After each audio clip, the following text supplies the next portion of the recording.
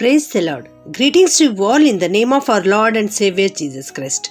Today's Bible verse, Paul's letter to the Ephesians, chapter 5, verse 1. You are God's dear children, you must try to be like him. ಎಫೆಸದವರಿಗೆ ಬರೆದ ಪತ್ರಿಕೆ 5ನೇ ಅಧ್ಯಾಯ 1ನೇ ವಚನ. ದೇವರ ಪ್ರಿಯರಾದ ಮಕ್ಕಳಿಗೆ ತಕ್ಕ ಹಾಗೆ ಆತನನ್ನು ಅನುಸರಿಸುವವರಾಗಿರಿ. ನನ್ನ ಪ್ರಿಯ ದೇವಚಂದ್ರೆ, ನೀವು ಕರ್ತನ ಮಕ್ಕಳಾಗಿದ್ದೀರಿ. ಯಾರು ಕರ್ತನ ಮಕ್ಕಳಾಗುತ್ತಾರೆ ಅಂದರೆ, ಯಾರು ಆತನನ್ನು ಅಂಗೀಕರಿಸುತ್ತಾರೋ, ಆತನ ಹೆಸರಿನಲ್ಲಿ ನಂಬಿಕೆ ಇಡುತ್ತಾರೋ ಅವರೆಲ್ಲರೂ ದೇವರ ಮಕ್ಕಳು. ಹೌದು, ನೀನು ದೇವರನ್ನು ನಂಬಿದ್ಯಾ, ಕರ್ತನನ್ನು ನಿನ್ನ ರಕ್ಷಕನನ್ನಾಗಿ ಸ್ವೀಕರಿಸಿಕೊಂಡಿದ್ಯಾ, ನಿನ್ನ ಹೃದಯದಿಂದ ನಂಬಿ ನಿನ್ನ ಬಾಯಿಂದ ಅರಿಕೆ ಮಾಡಿದ್ಯಾ, ಆದ್ದರಿಂದ ನೀನು ದೇವರ ಮಗುವಾಗಿದ್ದಿ. ನೀನು ಕರ್ತನ ನಾಮವನ್ನು ಸಂಪೂರ್ಣವಾಗಿ ಅರಿತುಕೊಂಡು ಆತನನ್ನು ಸ್ವೀಕರಿಸಿಕೊಳ್ಳುವಾಗಲೇ ನೀನು ಆತನ ಮಗುವಾಗಿ ಬಿಡುತ್ತಿ. ಆದ್ದರಿಂದ ನನ್ನ ಪ್ರಿಯ ದೇವಚಂದ್ರೆ, ನೀವು ಆತನ ಮಕ್ಕಳಾಗಿದ್ದೀರಿ. ಹೌದು, ಆತನಿಗೆ ಪ್ರಿಯರಾದ ಮಕ್ಕಳು ಆಗಿದ್ದೀರಾ ಇಲ್ಲವಾ? ನಿಮ್ಮನ್ನು ನೀವು ಪರೀಕ್ಷೆ ಮಾಡಿಕೊಳ್ಳಿರಿ.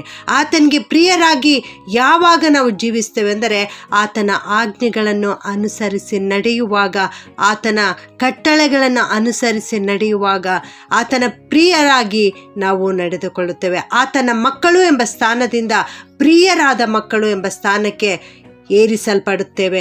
ಆತನನ್ನು ಅಪ್ಪ, ತಂದೆಯೇ ಎಂದು ಕರೆಯುವ ಪುತ್ರ ಸ್ವೀಕಾರದ ಆತ್ಮದೊಂದಿಗೆ ಪ್ರೀತಿಯಿಂದ ಆತನನ್ನು ಕರೆಯುವಂಥವರಾಗಿರುತ್ತೇವೆ. ತಂದೆಯಾದ ದೇವರಿಗೆ ಯೇಸು ಕ್ರಿಸ್ತನು ಏಕೈಕ ಕುಮಾರನಾಗಿದ್ದನು. ಆತನಿಗೆ ಪ್ರಿಯನಾದ ಮಗನೂ ಕೂಡ ಆಗಿದ್ದನು. ಅನೇಕ ಮಕ್ಕಳನ್ನು ಪ್ರಭಾವದಲ್ಲಿ ಸೇರಿಸಲು ಲೋಕಕ್ಕೆ ಬಂದ ರಕ್ಷಣಾಧಿಪತಿಯೇ ಯೇಸು ಕ್ರಿಸ್ತನಾಗಿದ್ದಾನೆ. ಯೇಸು ಕ್ರಿಸ್ತನು ಯೋರ್ದನ್ ನದಿಯಲ್ಲಿ ದೀಕ್ಷಾ ಸ್ನಾನ ಹೊಂದಿ ಆ ನೀರಿನಿಂದ ಮೇಲಕ್ಕೆ ಬರುವಾಗ ಮೊಟ್ಟ ಮೊದಲು ಅಲ್ಲಿ ವಾಣಿ ಕೇಳಿಸಲ್ಪಟ್ಟಿತ್ತು. ಆತನಿಗೆ ಈ ರೀತಿ ಹೇಳಲ್ಪಟ್ಟಿತ್ತು, ಈತನು ಪ್ರಿಯನಾಗಿರುವ ನನ್ನ ಮಗನು ಎಂಬ ಅಂಗೀಕಾರ ಅಲ್ಲಿ ದೊರೆಯಿತು. ಪ್ರಿಯರೇ, ಯೇಸು ಕ್ರಿಸ್ತನಿಗೆ ಪ್ರಿಯನಾದ ಮಗನು ಎಂಬುದಾಗಿ ಅಲ್ಲಿ ದೇವರು ಕರೆಯುತ್ತಾ ಇದ್ದಾರೆ. ಮತ್ತು ಇನ್ನೊಂದು ಸಾರಿ ಶಿಷ್ಯರೊಂದಿಗೆ ರೂಪಾಂತರ ಬೆಟ್ಟದಲ್ಲಿದ್ದಾಗ ಮತ್ತೆ ಪ್ರಿಯನಾದ ಮಗನು ಎಂಬ ಶ್ರೇಷ್ಠತೆ ಆತನಿಗೆ ದೊರಕಿತು. ಈತನು ಪ್ರಿಯನಾಗಿರುವ ನನ್ನ ಮಗನು, ಈತನನ್ನು ನಾನು ಮೆಚ್ಚಿದ್ದೇನೆ, ಈತನ ಮಾತನ್ನು ಕೇಳಿರಿ ಎಂಬ ಆಕಾಶವಾಣಿಯಾಯಿತು. ಹೌದು, ಯೇಸು ಕ್ರಿಸ್ತನು ಇಡೀ ಜೀವನವೆಲ್ಲ ತಂದೆಯನ್ನು ಮೆಚ್ಚಿಸುವಂಥದ್ದಾಗಿಯೇ ಇತ್ತು. ಲೋಕವು ಆತನನ್ನು ಪಾಪಿಗಳ ಸ್ನೇಹಿತನು, ಭೋಜನ ಪ್ರಿಯನು ಎಂದೆಲ್ಲ ಕರೆಯಿತು. ಆದರೆ ತಂದೆಯಾದ ದೇವರು ಪ್ರಿಯನಾದ ಮಗನು ಎಂಬುದಾಗಿ ಯೇಸು ಸ್ವಾಮಿಯನ್ನು ಕರೆದರು. ದೇವರಿಂದ ಆತನು ಸಾಕ್ಷಿಯನ್ನು ಹೊಂದಿದನು. ನನ್ನ ಪ್ರಿಯ ದೇವ ಮಕ್ಕಳೇ, ನಿಮ್ಮ ವಿಷಯದಲ್ಲಿ ಕರ್ತನು ಇವತ್ತು ಈತನು ನನ್ನ ಪ್ರಿಯನಾದ ಮಗನು, ಈಕೆ ನನ್ನ ಪ್ರಿಯಳಾದ ಮಗಳು ಎಂಬುದಾಗಿ ಸಾಕ್ಷಿ ನೀಡುವರೆ. ಸ್ವಲ್ಪ ಯೋಚಿಸಿ ನೋಡಿರಿ. ನೀವು ದೇವರನ್ನು ದುಃಖಪಡಿಸುತ್ತಾ ಇದ್ದೀರಾ? ಹಾಗಿರುವುದಾದರೆ ದಾವೀದನಂತೆ ನೀವು ಪ್ರಾರ್ಥನೆಯನ್ನು ಮಾಡಿರಿ. ನಿನ್ನ ಚಿತ್ತದಂತೆ ನಡ್ಕೊಳ್ಳುವುದನ್ನು ನನಗೆ ಕಲಿಸು, ನನ್ನ ದೇವರು ನೀನಲ್ಲವೋ ಎಂಬುದಾಗಿ ನೀವು ಪ್ರಾರ್ಥನೆ ಮಾಡಿರಿ. ಖಂಡಿತವಾಗಿಯೂ ದೇವರು ನಿಮಗೆ ಮಾರ್ಗದರ್ಶನ ನೀಡುತ್ತಾರೆ. ಆತನ ಚಿತ್ತಕ್ಕೆ ಅನುಸಾರವಾಗಿ ನೀವು ನಡೆಯುತ್ತೀರಿ. ಆತನ ಮಕ್ಕಳು ಎಂಬುದಾಗಿ ಕರೆಸಿಕೊಳ್ಳುತ್ತೀರಿ. ಪ್ರಾರ್ಥನೆ ಮಾಡಿಕೊಳ್ಳೋಣ.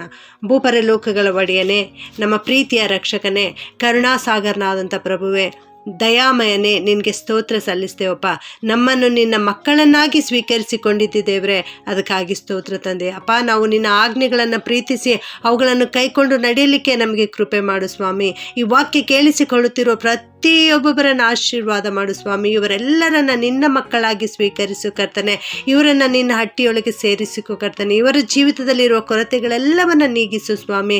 ಯಾರಾದರೂ ಅನಾರೋಗ್ಯತೆಯಲ್ಲಿರುವುದಾದರೆ ದೇವ, ನಿನ್ನ ಆರೋಗ್ಯ ಅವರ ಮೇಲೆ ಸುರಿಸಿ ಅವರ ಜೀವಿತದಲ್ಲಿ ಬೇಕಾದದ್ದೆಲ್ಲವನ್ನು ಒದಗಿಸಿಕೊಡಬೇಕಾಗಿ ಈ ಪ್ರಾರ್ಥನೆಯನ್ನು ಯೇಸುವಿನ ನಾಮದಲ್ಲಿ ಬೇಡುತ್ತೇನೆ ತಂದೆಯೇ. ಆಮೆನ್.